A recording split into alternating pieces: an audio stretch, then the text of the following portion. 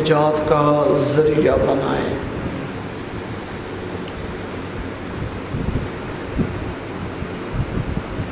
یہ مہینہ محرم الحرام کا مہینہ ہے۔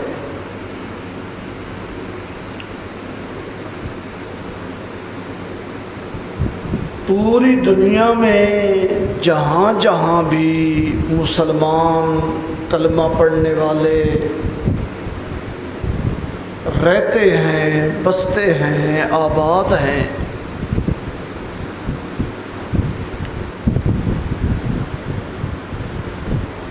وہ اس محرم کے مہینے کو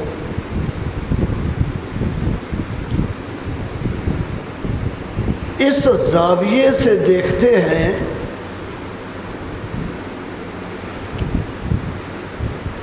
کہ یہ مہینہ شہادتوں کا مہینہ ہے،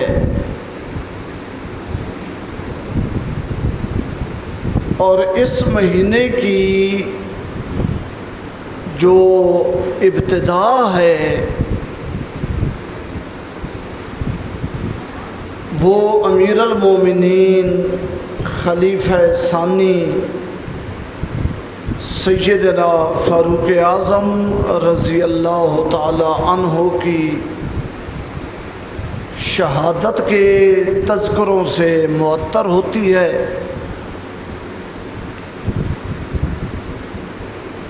اور اس مہینے کی جو 10 تاریخ ہے جسے عاشوراء کہتے ہیں، وہ نواسہ رسول، جگر گوشہ بطول،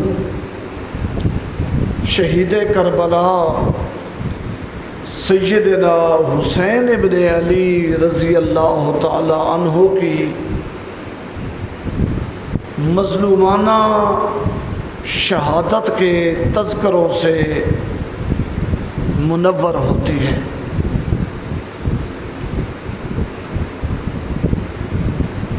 رسول اللہ صلی اللہ علیہ وسلم کے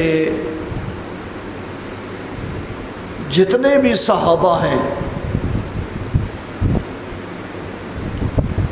اصحابی کالنجوم، فرمایا میرے تمام صحابہ ستاروں کی مانند ہیں۔ کوئی ستارہ بڑا ہوتا ہے، کوئی چھوٹا ہوتا ہے، کسی ستارے کی روشنی بہت زیادہ ہوتی ہے، کسی کی اس کی بنسبت قدرے کم ہوتی ہے، لیکن کوئی ستارہ ایسا نہیں ہوتا جو روشنی سے خالی ہو، روشنی سے محروم ہو۔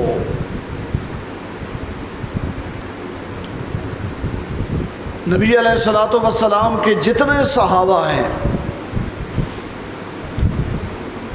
ستاروں کی مانند ہیں، اور آپ صلی اللہ علیہ وسلم نے پھر ان تمام صحابہ اکرام میں سے 10 صحابہ کو چن کے الگ کیا، اور ان کو کہا جاتا ہے عشرہ مبشرہ، عشرہ مبشرہ۔ وہ 10 صحابہ جن کا نام لے کر نبی علیہ الصلوۃ والسلام نے اعلان فرمایا وہ بھی جنتی ہے، وہ بھی جنتی ہے، وہ بھی جنتی ہے، نام بنام نبی علیہ الصلوۃ والسلام نے 10 صحابہ کے بارے میں جنتی ہونے کا اعلان کیا۔ پھر وہ جو عشرہ مبشرہ ہیں 10 جنتی، ان میں سے رسول اللہ صلی اللہ علیہ وسلم نے 4 آدمیوں کو چن کے الگ کیا، اور وہ چار کون کون سے ہیں؟ ابو بکر صدیق رضی اللہ عنہ، عمر فاروق رضی اللہ عنہ، عثمان ذی النورین رضی اللہ عنہ، اور سیدنا علی شیر خدا کرم اللہ وجہہ۔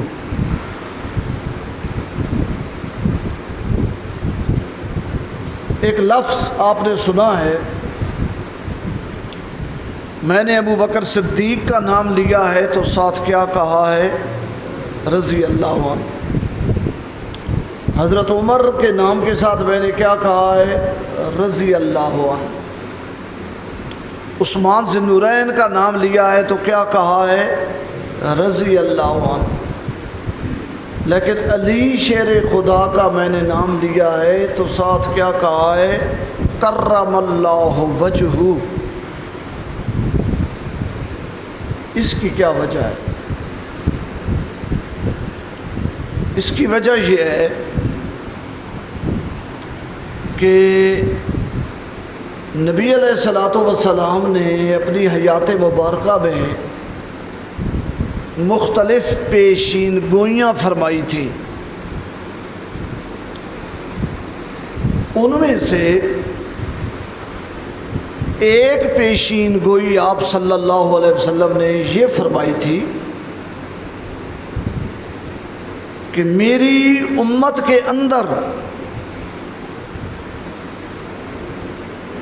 ایک گروہ پیدا ہوگا،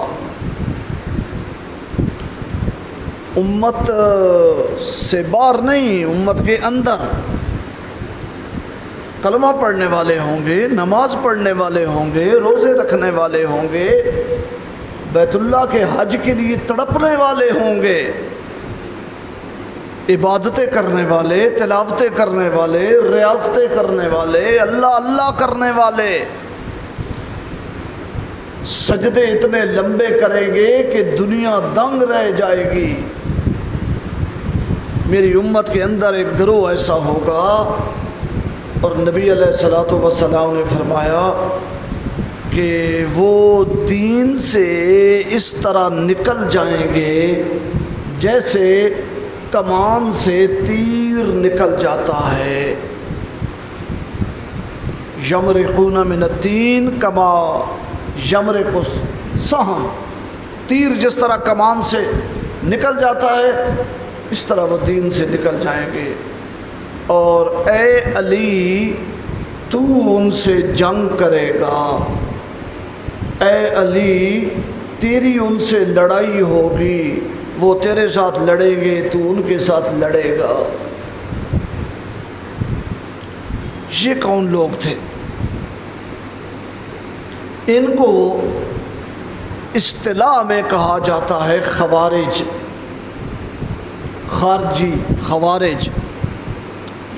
ایک خارجی وہ ہوتے ہیں جو سعودی عرب والے کہتے ہیں یہ خارجی ہے، اس کا مطلب یہ ہوتا ہے کہ یہ غیر سعودی ہے، باہر کا ہے، وہ خارجی مراد نہیں۔ خارجی سے مراد ہے دین سے خارج ہو جائیں گے، خوارج۔ یہ جو خوارج تھے یہ حضرت علی شیر خدا کے ساتھ تھے، ان کے پیروکار تھے، محبت کرنے والے تھے۔ اس دوران جنگ صفین ہو گئی جو حضرت علی اور حضرت معاویہ رضی اللہ عنہما کی آپس میں جنگ ہوئی۔ جنگ صفین چلتے چلتے ایک ایسے موڑ پہ پہنچی کہ حضرت معاویہ اور ان کے جو لشکر کے لوگ تھے وہ شکست کے قریب ہو گئے۔ جب وہ شکست کے قریب ہوئے تو انہوں نے ایک تدبیر کی۔ وہ تدبیر یہ کی کہ انہوں نے قرآن پاک نیزوں پہ بلند کیے۔ نیزے ہوتے ہیں نا جن سے لڑتے ہیں، قرآن ان نیزوں پہ چڑھا کے سامنے والا لشکر جو ان سے لڑ رہا تھا، حضرت علی کا لشکر، اس کے سامنے قرآن یوں بلند کیے۔ اور آواز لگائی ھذا حکم بیننا و بینکم، او لڑائی بس کرو، اس قرآن پر فیصلہ کر لو، یہ ہمارے تمہارے درمیان حکم ہے، فیصلہ کرتے ہیں۔ جب یہ صورتحال ہوئی تو حضرت علی کرم اللہ وجہہ نے اپنے لشکر والوں کو کہا کہ تلواریں روک لو، لڑائی بند کر دو۔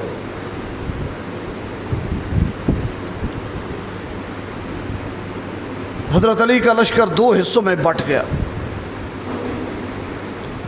آدھوں نے ہتھیار ڈال دیے اور رک گئے، اور کچھ جذباتی لوگ تھے وہ کہنے لگے حضرت آپ لڑائی بند نہ کروائیں، اب ہم بالکل آخری فتح کے قریب ہیں، تھوڑی دیر آپ صبر کریں۔ حضرت علی نے فرمایا نہیں، لڑائی بند کر دو۔ اس پر تکرار ہوا اور کچھ لوگوں نے کہا کہ ہم یہ فیصلہ نہیں مانتے، ہم یہ فیصلہ نہیں مانتے، ہم لڑیں گے۔ اور پھر لڑائی بند ہوئی، اور ایک گروہ حضرت علی کا جو پہلے حبدار تھا نافرمان ہو کے الگ ہو گیا جذبات کی رو میں، اور پھر صلح ہوئی حضرت علی اور حضرت معاویہ کے درمیان۔ حضرت علی کی طرف سے ابو موسیٰ اشعری رضی اللہ عنہ، حضرت معاویہ کی طرف سے عمرو بن العاص رضی اللہ عنہ، وہ الگ بات ہے۔ خیر بہرحال یہ جو لوگ الگ ہو گئے تھے، انہوں نے یہ جو صلح ہوئی ان کی، تو اس صلح کو انہوں نے بنیاد بنایا کہ ان الحکم الا للہ، علی نے حکم مانا ہے ابو موسیٰ اشعری کو، معاویہ نے حکم مانا ہے عمرو بن العاص کو، قرآن کہتا ہے ان الحکم الا للہ، حکم تو صرف اللہ کا چلتا ہے۔ اور انہوں نے کہا ہے کہ ہم ابو موسیٰ کا حکم مانیں گے، انہوں نے کہا ہے ہم عمرو بن العاص کا فیصلہ مانیں گے۔ عمرو بن العاص اور ابو موسیٰ اشعری کون ہوتے ہیں فیصلہ کرنے والے؟ ان الحکم الا للہ، فیصلہ تو اللہ کرتا ہے۔ علی نے بھی اللہ کے حکم کی نافرمانی کی ہے، معاویہ نے بھی اللہ کے حکم کی نافرمانی کی ہے۔ یہ دعویٰ اور یہ ذہن اور یہ ایجنڈا لے کے وہ لوگ ایک جھنڈے تلے اکٹھے ہو گئے، اور ان کا نام پڑ گیا خارجی، خوارج۔ یہ جو خوارج تھے، انہی کے بارے میں نبی علیہ الصلوۃ والسلام نے پیشین گوئی کی تھی کہ یہ اسلام سے اور دین سے نکل جائیں گے، اور علی تیری ان کے ساتھ جنگ ہوگی۔ پھر جنگ صفین کے بعد حضرت علی کو ایک اور جنگ لڑنی پڑی ان خارجیوں کے خلاف، اس کا نام ہے جنگ نہروان۔ یہ جو خوارج تھے،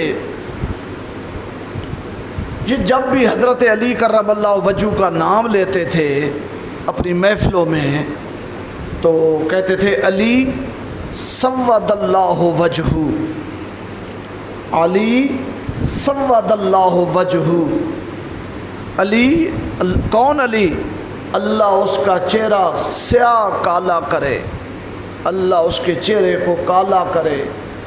یہ وہ جملہ خوارج کہتے تھے حضرت علی کے بارے میں، اور ان کے جواب میں جو مسلمان تھے، جو اہل ایمان تھے، جو حضرت علی شیر خدا کے وفادار فرما بردار تھے اور آپ سے محبت کرنے والے تھے، انہوں نے سود اللہ وجہہ کے جواب میں یہ جملہ دعائیہ حضرت علی رضی اللہ عنہ کے نام کا حصہ بنا دیا۔ اور وہ جملہ دعائیہ کیا ہے؟ کرم اللہ وجہہ۔ کرم اللہ وجہہ کا معنی ہے اللہ اس کے چہرے کو اور زیادہ عزت والا چہرہ بنائے، اللہ علی کے چہرے کو اور زیادہ عزت والا چہرہ بنائے۔ بہرحال تمام صحابہ ستارے ہیں، کلم وعد اللہ الحسنہ، تمام صحابہ کے ساتھ جنت کا اللہ نے وعدہ کیا ہے، اور تمام صحابہ میں سے وہ 313 چن کے الگ کیے گئے جنہوں نے بدر کی لڑائی لڑی تھی، ان میں سے 10 عشرہ مبشرہ جن کو نام بنام نبی علیہ السلام نے فرمایا تو جنتی ہے تو جنتی ہے، اور پھر ان 10 مبشرہ میں سے 4 جنہیں خلفائے اربع خلفائے راشدین کہا جاتا ہے، اور پھر ان 4 میں سے 2 ہستیاں ہیں جنہیں کہا جاتا ہے شیخین۔ کیا کہا جاتا ہے؟ شیخین، ابو بکر اور عمر رضی اللہ تعالی عنہما۔ یہ وہ 2 ہستیاں ہیں کہ جن کے بارے میں اللہ کے نبی صلی اللہ علیہ وسلم نے فرمایا ہے کہ ہر آدمی وہاں دفن ہوتا ہے، ہر آدمی وہاں دفن ہوتا ہے جہاں سے اس کا خمیر اٹھایا گیا، ہر آدمی وہاں لوٹ کے جاتا ہے جہاں سے اس کی مٹی لی گئی، ازل سے خمیر اٹھایا گیا۔ اور نبی علیہ الصلوۃ والسلام نے صحابہ اکرام کے سامنے اپنے دونوں بازو یوں پھیلا کے فرمایا کہ جب قیامت کا دن آئے گا، میں، ابو بکر اور عمر، ہم تینوں اس طرح اٹھ کے اللہ کی بارگاہ میں جائیں گے۔ میرا دایاں ہاتھ ابو بکر کے کندھے پہ ہوگا اور میرا بایاں ہاتھ عمر کے کندھے پہ ہوگا۔ ہم ایک مٹی سے پیدا کیے گئے ہیں اور ایک ہی مٹی میں ہم لوٹائے جائیں گے، اور قیامت کے دن ہم تینوں اکٹھے اپنی قبروں سے نکل کے اللہ کی بارگاہ میں آئیں گے۔ یہ شرف وہ شرف ہے ابو بکر و عمر رضی اللہ تعالیٰ عنہما کا، جو اس دھرتی پہ کسی مائی کے لال کو نصیب نہیں ہوا۔ ایک ایرانی عالم ہے،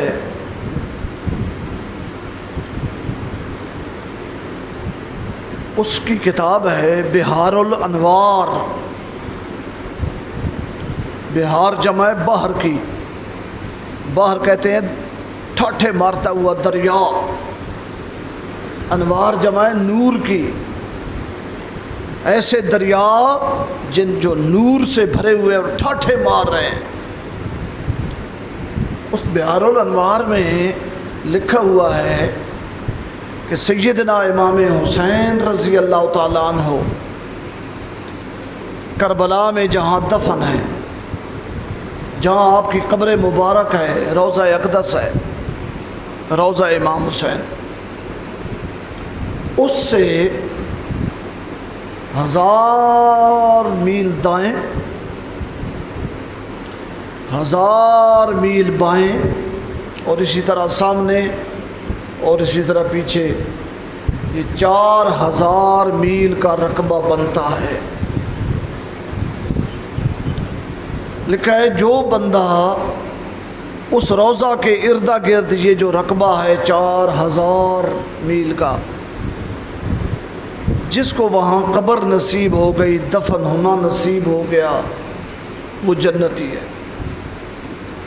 اسی لیے بعض دولت مند لوگ وہاں قبر لینے کے لیے اپنی جمع پونجی لگا دیتے ہیں کہ روضہ امام حسین کے قریب ہمیں قبر مل جائے، ہم جنتی ہیں۔ روایت کی سند کیا ہے اور روایت کیسی ہے، ان ساری باتوں سے قطع نظر ہماری گزارش یہ ہے کہ اگر نواسہ اتنا مقدس ہے، اگر نواسہ اتنا پاکیزہ ہے، اگر نواسہ اتنا برکت والا ہے کہ اس کی جہاں قبر مبارک ہے، میل ہا میل دائیں بائیں شمال جنوب اگر کسی کو قبر کا ٹکڑا مل جائے تو وہ جنتی ہے، تو نانے کی برکت کتنی ہوگی، نانے کی برکت کتنی ہوگی، اور نانے کی عظمت اور شان کیا ہوگی۔ اور جو ان کے پاک روضے میں مدفون ہیں، اگر وہ جنتی نہیں ہیں تو پھر جنتی کون ہے؟ آدمی کچھ مسلک سے تعلق نہیں رکھتے ہوتے، عقل سے تعلق رکھتے ہوتے ہیں کہ انسان اپنے عقل کو بیدار کرے، تھوڑا سوچے، غور و فکر کرے۔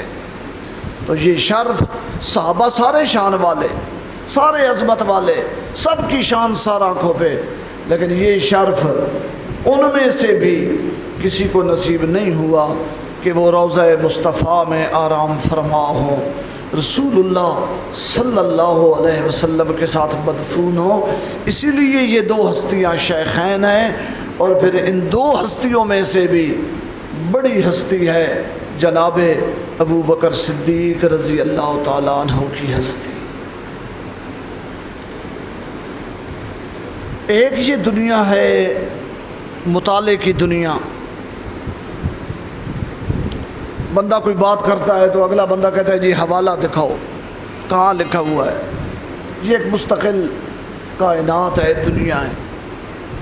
ایک دنیا اس سے تھوڑی ہٹ کے ہے، اور وہ ہے روحانیت کی دنیا، تصوف کی دنیا۔ اس کے اپنے کچھ انداز ہیں۔ تصوف کی دنیا کے بے تاج بادشاہ،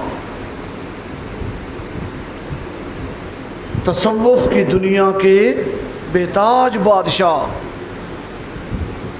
حضرت مجدد الفسانی شیخ احمد سرہندی رحمۃ اللہ علیہ۔ بال جبریل میں علامہ اقبال کی ایک نظم ہے، حاضر ہوا میں شیخ مجدد کی لاحد پر، حاضر ہوا میں شیخ مجدد کی لاحد پر۔ عجیب نظم ہے، عجیب نظم۔ یہ جو حضرت مجدد صاحب تھے، شیخ احمد سرہندی رحمۃ اللہ علیہ، مجدد الفسانی، انہوں نے لکھا ہے کہ میرے دل میں ایک دفعہ خواہش پیدا ہوئی، اور میں اللہ سے مانگنے لگا کہ میرے مولا، میں حالت کشف میں دیکھنا چاہتا ہوں کہ نبی علیہ الصلوۃ والسلام میں اور ابو بکر صدیق میں مقام اور مرتبے کا کتنا فاصلہ ہے، اور ابو بکر صدیق سے پھر نیچے حضرت عمر کے درمیان کتنا فاصلہ ہے، پھر باقی عثمان کا، علی کا، باقی صحابہ کا۔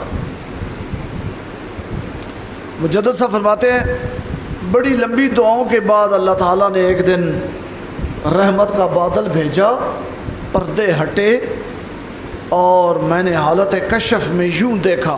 آدمی خواب دیکھتا ہے نا، فرماتے ہیں میں نے حالت کشف میں جب پردے ہٹے تو میں نے یوں دیکھا کہ آقا صلی اللہ علیہ وسلم فضا میں کھڑے ہیں، آقا صلی اللہ علیہ وسلم فضا میں کھڑے ہیں، اور آپ صلی اللہ علیہ وسلم کا دایاں پیر مبارک ابو بکر صدیق کے دائیں کندھے پہ ہے، اور بایاں پیر مبارک ابو بکر صدیق کے بائیں کندھے پہ ہے، اور ابو بکر اور حضرت عمر کے درمیان اتنا فاصلہ ہے جتنا آسمان اور زمین کا فاصلہ ہے۔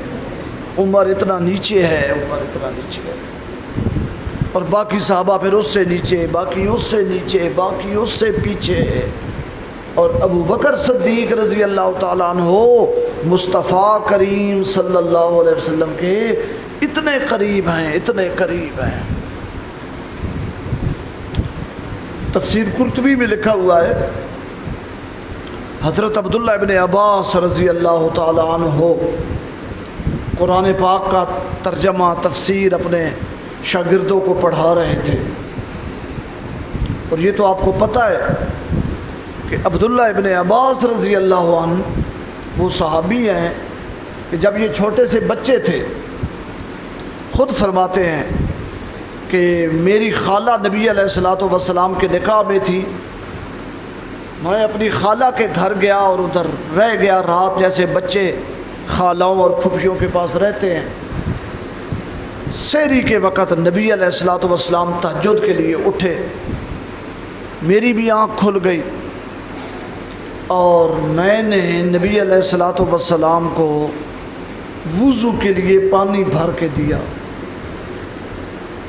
چھوٹا بچہ ہو، سحری کو جاگ جائے، وضو کے لیے پانی بھر کے دے، دل میں رحم آ جاتا ہے۔ آپ صلی اللہ علیہ وسلم کی شفقت جوش میں آئی، اور نبی علیہ الصلوۃ والسلام نے 3 بار میرے سینے پہ ہاتھ پھیر کے فرمایا، میرے اللہ اس بچے کے سینے کو قرآن کے نور سے بھر دے، میرے اللہ اس بچے کے سینے کو قرآن کے نور سے بھر دے۔ اور پھر عبداللہ ابن عباس رضی اللہ عنہ مفسر قرآن بنے، اور ایسے مفسر قرآن کہ علم تفسیر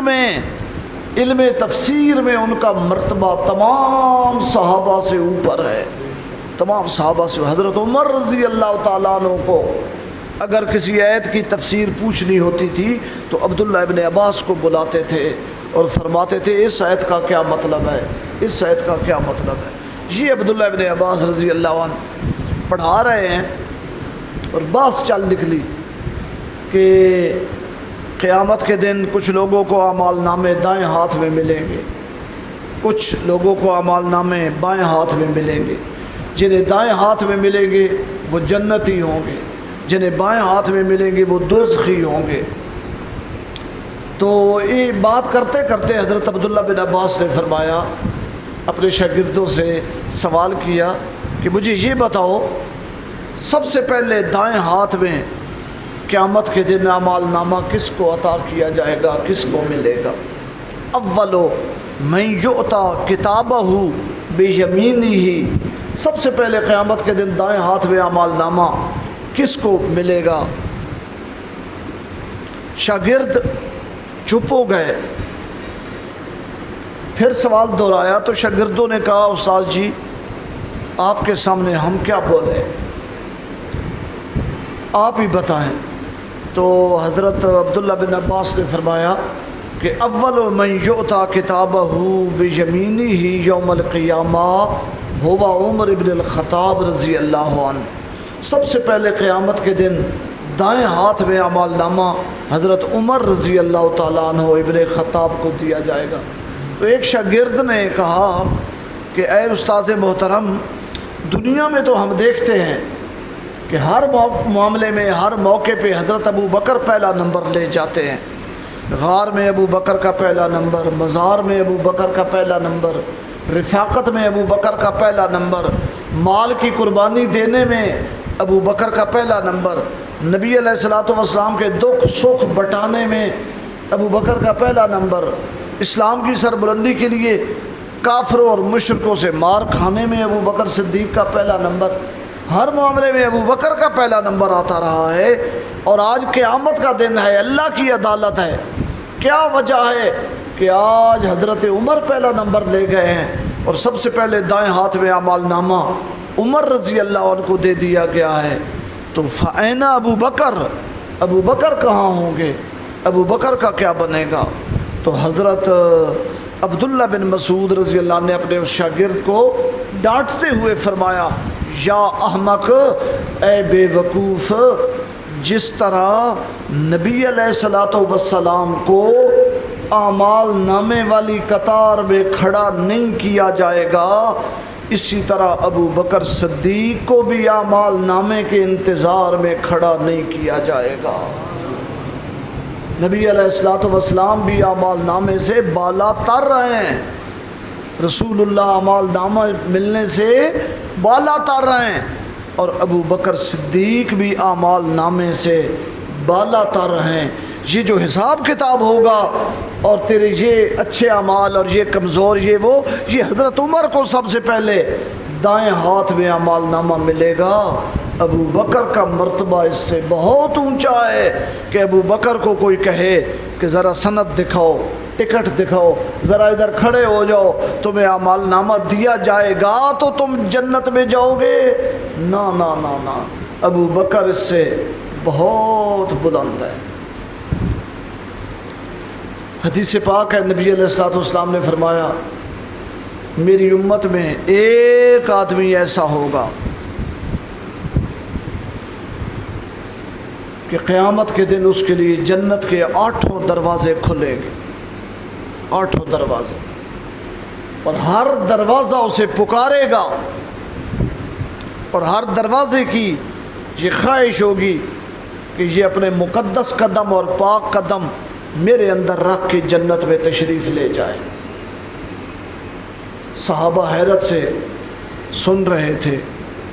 حضرت ابو بکر صدیق رضی اللہ تعالیٰ عنہ نے عرض کیا، مانو ہوا یا رسول اللہ، یا رسول اللہ اس کا کوئی نام، وہ کون ہوگا آپ کی امت میں سے؟ تو نبی علیہ الصلوۃ والسلام نے فرمایا ہوا انتا، اے ابو بکر وہ تو ہوگا۔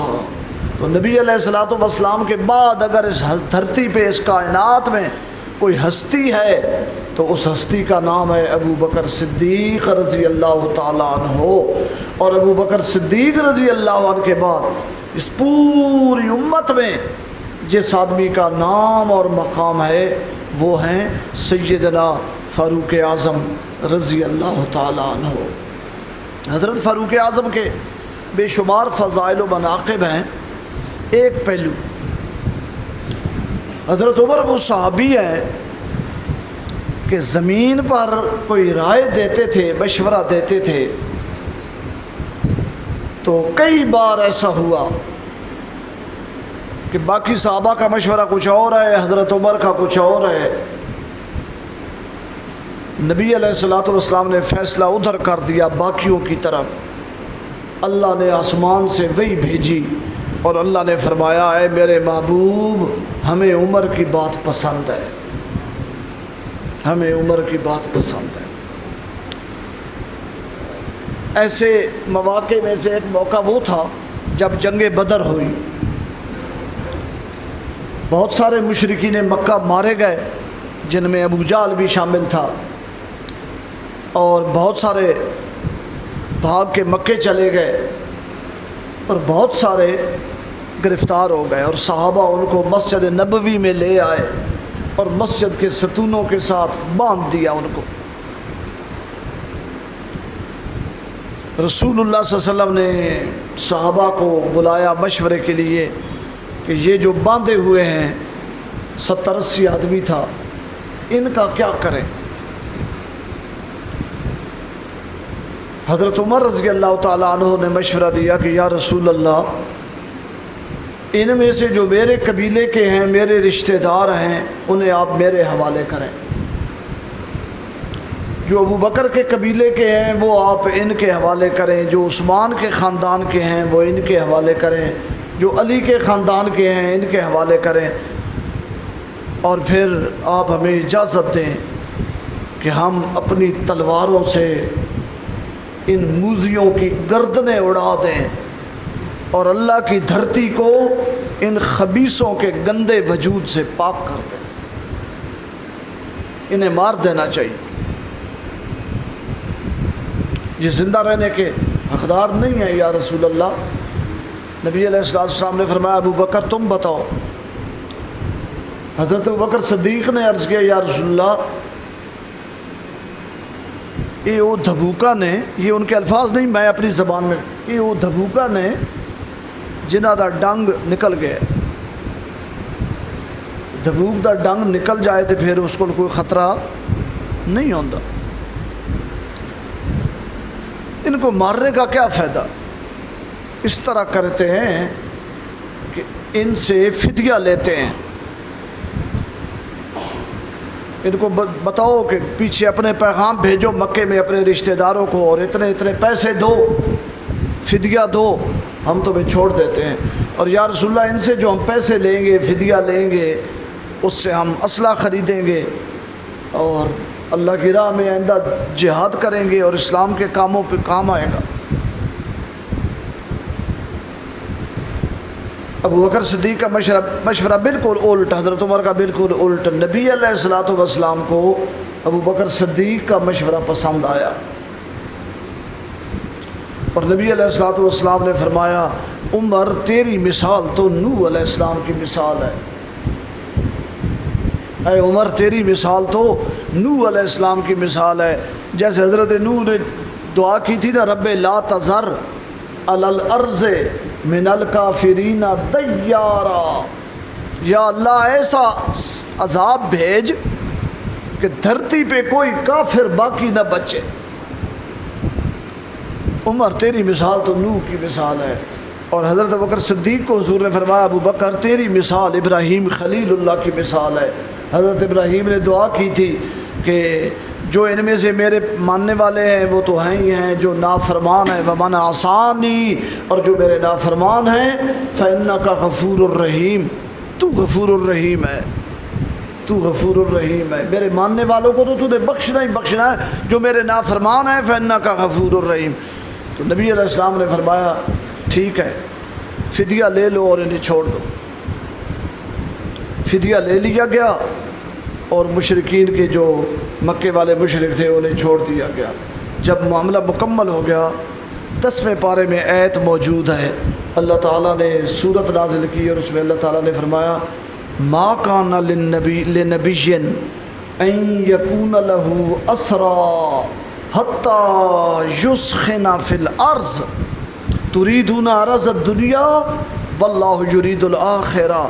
نبی کی یہ شان نہیں ہے، نبی کے ساتھ یہ بات جچتی نہیں ہے کہ اس کے پاس مشرک قیدی ہو کر آئیں اور پھر وہ زندہ چلے جائیں۔ قدرت والے نے ان کے ہاتھ باندھ کے وہ ملعون اور خبیث ہاتھ جو کل سمیہ رضی اللہ عنہا پہ اٹھے تھے اور سمیہ کی ایک ٹانگ ایک اونٹ کے ساتھ اور دوسری دوسرے اونٹ کے ساتھ باندھ کے ایک کو ادھر دوڑایا تھا ایک کو ادھر دوڑایا تھا، اور جنہوں نے برچیاں ماری تھی ان کے وجود مقدس پہ، جو بلال کو انگاروں پہ لٹایا کرتے تھے، جو سلاخیں گرم کر کے کلمہ پڑھنے والوں کی آنکھوں میں لگا دیا کرتے تھے۔ زنیرہ رضی اللہ عنہ ایک خاتون تھی، ان کی آنکھوں میں گرم سلاخیں مکے والوں نے لگا دی، نابینی ہو گئی ہمیں۔ وہ ملعون ہاتھ یوں بندے ہوئے جکڑے ہوئے تمہارے قدموں میں ہم لے آئے تھے مسجد کے ستونوں کے ساتھ، چاہیے یہ تھا حتی یسخن فی الارض، چاہیے یہ تھا کہ زمین ان کے خون سے رنگین ہو جاتی، چاہیے یہ تھا کہ زمین ان کے خون سے رنگین ہو جاتی۔ تریدون عرض الدنیا، تم نے دنیا کو لے لیا، تم نے پیسہ لیا، فدیہ لے لیا، تو تریدون عرض الدنیا، دنیا کا ساز و سامان تم نے لیا ہے اور انہیں چھوڑ دیا ہے۔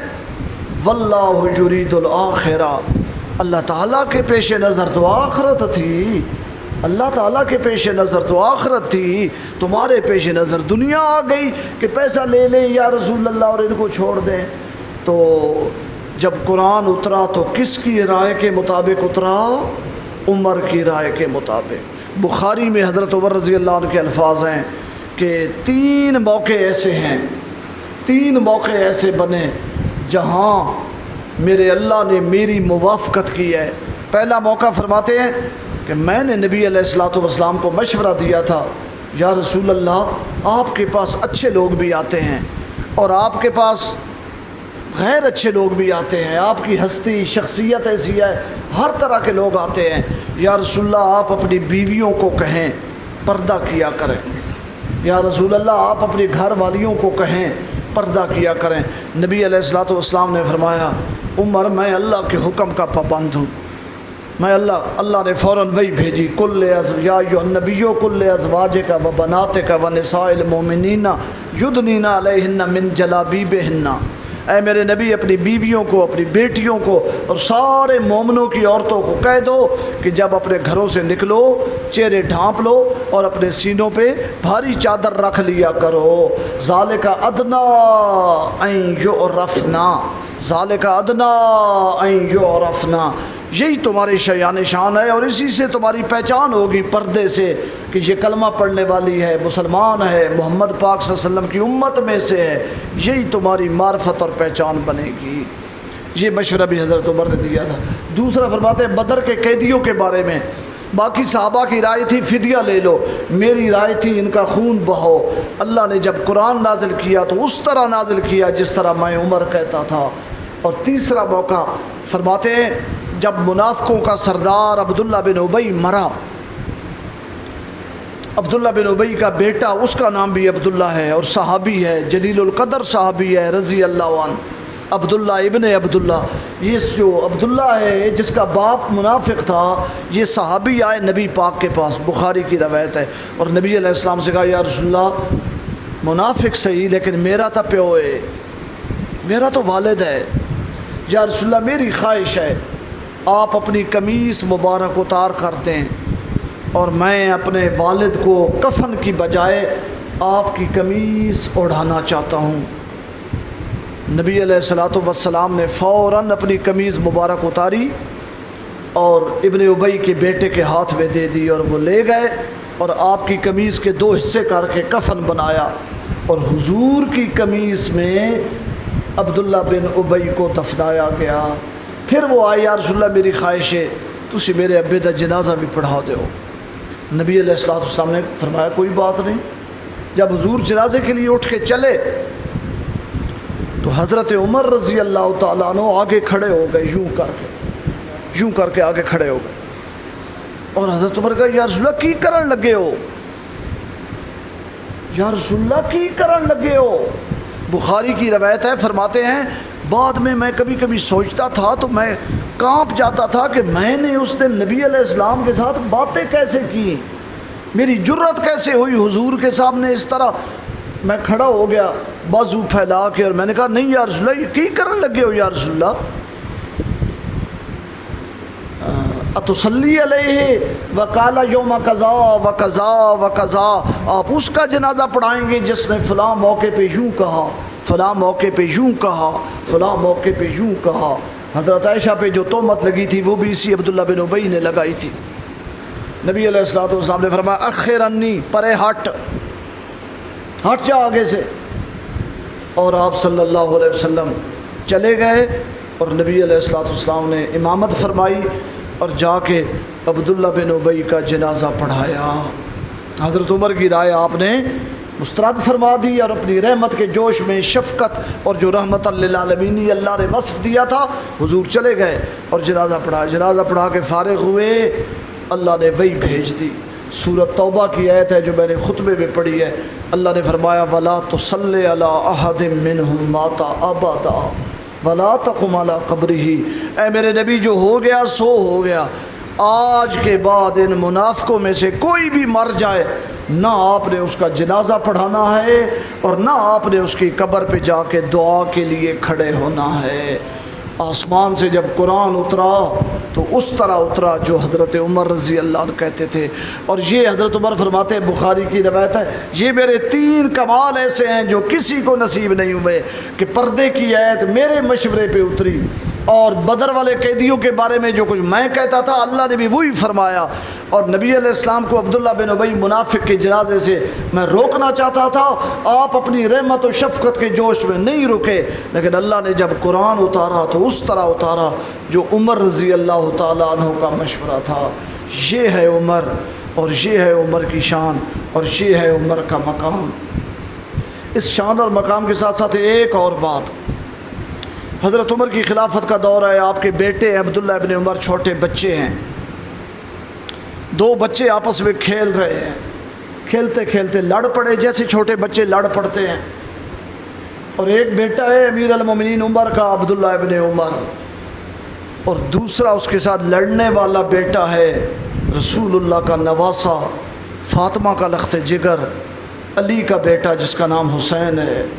لڑائی میں آوازیں بلند ہوئیں، اور حضرت حسین نے عبداللہ ابن عمر کو فرمایا تو بھی ساڈا غلام ہے تے تیرا پیو بھی ساڈا غلام ہے، میرے ساتھ اونچے لہجے میں بات مت کر، انتا و ابو کا غلامونا، تو اور تیرا باپ دونوں ہمارے غلام ہیں۔ عربوں میں کسی کو غلام کہو تو یہ بہت سخت لفظ سمجھا جاتا ہے۔ عبداللہ ابن عمر حضرت عمر کے پاس گئے، شکایت لگائی، حضرت عمر نے فرمایا عبداللہ میرے بچے جلدی جا اور حسین کو کہے یہ الفاظ لکھ دے، حسین کو جا کے کہے کہ یہ الفاظ کاغذ پہ لکھ دو کہ عمر بھی اور عمر کی اولاد بھی ہماری غلام ہے۔ عبداللہ ابن عمر گئے، حضرت حسین کہاں ڈرنے والے تھے لکھ دیے، اور جب عبداللہ ابن عمر لے کے آئے تو حضرت عمر نے کیا فرمایا، میرے پتر ایس رکے تے اس کاغذ نو تے انہاں لفظاں نو سنبھال کی رکھی، تے میں جدوں مرساں تے میرے کفن وچ پا دیویں، یہ میری جنت کا ٹکٹ ہے، یہ میری جنت کا ٹکٹ ہے، یہ میری جنت کا ٹکٹ ہے، اسی پر میری بخشش ہوگی، اسی پر میری نجات ہوگی۔ اور حضرت عمر کے دور میں فتوحات بہت زیادہ ہوئی، مال بہت زیادہ ہو گیا، کوئی جگہ نہیں تھی جہاں مال خرچ کیا جائے، تو حضرت عمر نے وظیفے لگا دیے، اتنے ہزار درہم فلاں کو دے دو، اتنے فلاں کو، اتنے فلاں کو۔ سب سے زیادہ وظیفہ حضرت عمر نے اپنے دور خلافت میں بدر والوں کا لگا، جنہوں نے جنگ بدر لڑی تھی۔ وہ بڑی مشکل جنگ تھی، پہلی جنگ۔ اور جب بدری جو زندہ تھے، جو چلے گئے، وہ تو جو زندہ تھے ان کا رجسٹر بنایا گیا، اہل بدر۔ منشی جو تھا کاتب، اس نے رجسٹر پیش کیا، 313 تھے بطور مثال، ان میں سے 100 مر گئے ہیں، 213 زندہ ہیں، یہ ان کے نام ہیں، یہ وظیفہ ہے۔ حضرت عمر رضی اللہ عنہ نے فرمایا ان بدر والوں میں 2 نام اور لکھ دو۔ کاتب نے کہا جی کون کون سے نام؟ فرمایا اسم الحسن والحسین، حسن کا نام بھی بدر والوں میں لکھو، حسین کا نام بھی بدر والوں میں لکھو۔ کاتب منہ تکنے لگ گیا، وہ تو اس وقت چھوٹے بچے تھے، جنگ بدر میں کوئی نہیں گئے، لیکن حضرت عمر عادل خلیفہ جن کا عدل ضرب المثل ہے، انہوں نے فرمایا اگرچہ حسن جنگ بدر میں نہیں گئے، اگرچہ حسین نے بدر والی جنگ نہیں لڑی، کاتب کو سمجھانے کے لیے حضرت عمر نے فرمایا حدیبیہ، صلح حدیبیہ کے موقع پر جب آیت اتری تھی، درخت کے نیچے جنہوں نے نبی کے ہاتھ پہ ہاتھ رکھا ہے ان پہ اللہ راضی ہے، لقد رضی اللہ عن المؤمنین اذ یبایعونک تحت الشجرہ۔ تو اس بیعت کے وقت عثمان وہاں موجود نہیں تھے، لیکن نبی علیہ الصلوۃ والسلام نے حضرت عثمان کو اس بیعت میں شامل کیا تھا۔ جس طرح حدیبیہ میں نہ ہونے کے باوجود محمد عربی صلی اللہ علیہ وسلم نے حضرت عثمان کو اس میں شامل فرمایا تھا، اسی طرح بدر میں نہ ہونے کے باوجود حضور کی نسبت کی وجہ سے حسن بھی بدری ہے، حسین بھی بدری ہے۔ قدر زر زرگر بداند، قدر جوہر جوہری۔ سونے کی قدر سونار کو پتہ ہوتی ہے، جوہر کی قدر جوہری کو پتہ ہوتی ہے۔